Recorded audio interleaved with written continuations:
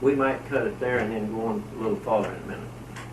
So, Brother, you were there on a hunting trip with Brother Branham when Brother Branham talked to the storm. Yes, that was in October of 1963, and we were there. That was Brother Branham and Sister Meady's wedding anniversary.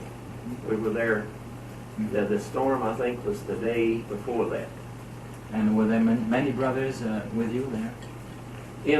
When we went, we drove from Jeffersonville. There was Brother Wheeler, Brother Banks Woods, David Woods, Brother Welch Evans, Ronnie Evans, and myself.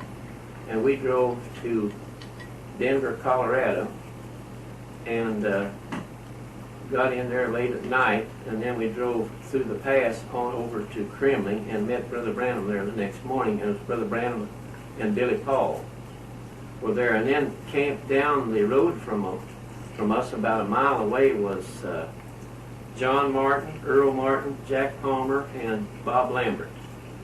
They were camped about a mile away from where we were camped.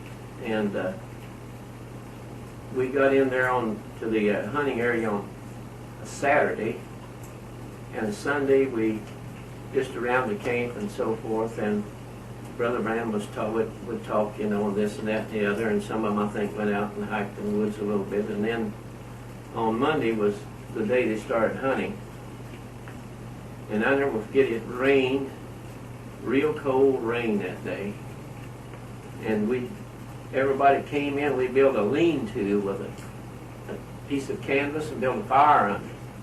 And well, we'd sit under there at nighttime on the fire, and Brother Branham would talk. You know, we'd leave him talk till 8 or 9 o'clock at night, and that's kind of the way that we spent our time. And then, so this one morning, we got up early, and it was just breaking daylight, and he said, it looks like it's going to storm.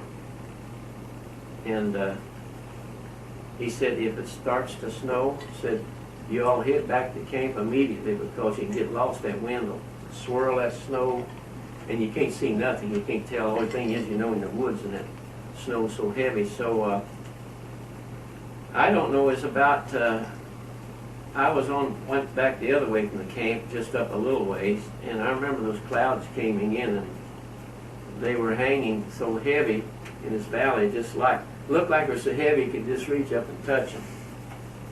Yeah, they were just black, and I told somebody if I'd had a stick you could punch a hole in them, I believe the water would have run out of them when they were so heavy. But anyway, they were so heavy across there, and you just couldn't see nowhere hardly. And then, within an hour's time, they just parted, like Brother Branham said. He said, clouds part and go back where you come from.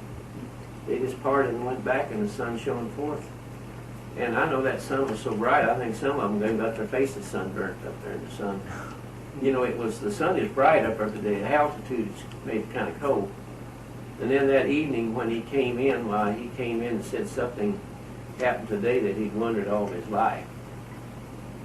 And I don't know, he never did say what it was. Because he saw Sister Meady back as a young person.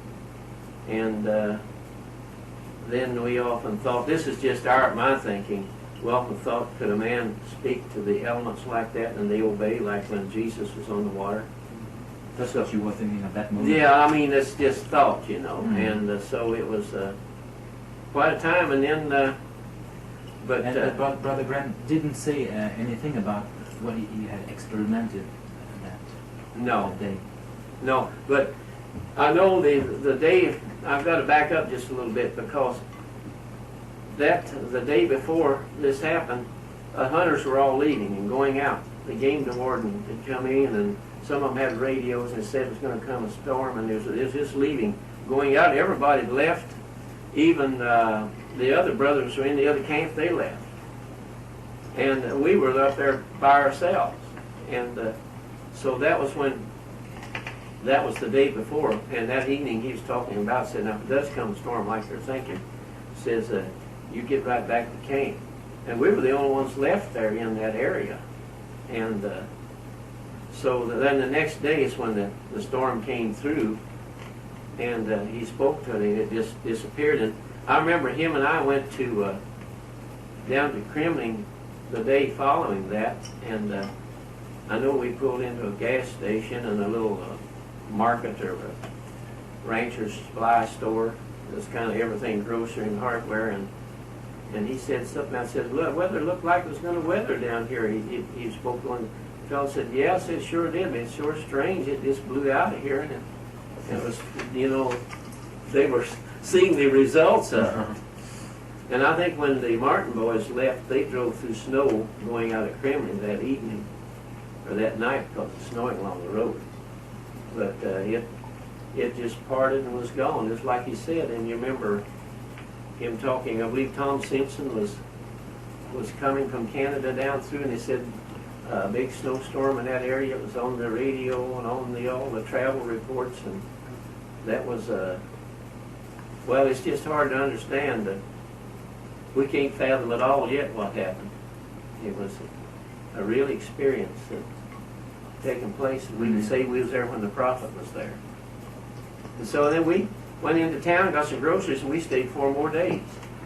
The sun shined forth, we came home, and no snow nowhere. But it wasn't any real big deal at the time, was it? I mean, it just happened naturally. Yeah, you could say that, but when you stop to look back at the way those clouds were, and just whoosh, gone. But he didn't make a big deal out of it. No. No, he's come back and he said, well, something happened today that I wondered all my life. You know, and he's talking about being up in snow and up there, and it started snowing and it was swirling around, and he had his gun set down against the tree and so forth. And, did he explain all that at the time? No, he told most of that on the tapes, you know, later on. Yeah, but I mean, at the time, it was just something real simple. Him. Yeah, right. It was, then later, he told the whole story. Yeah, that's moving in simplicity. Yeah. Right. Amen. Okay.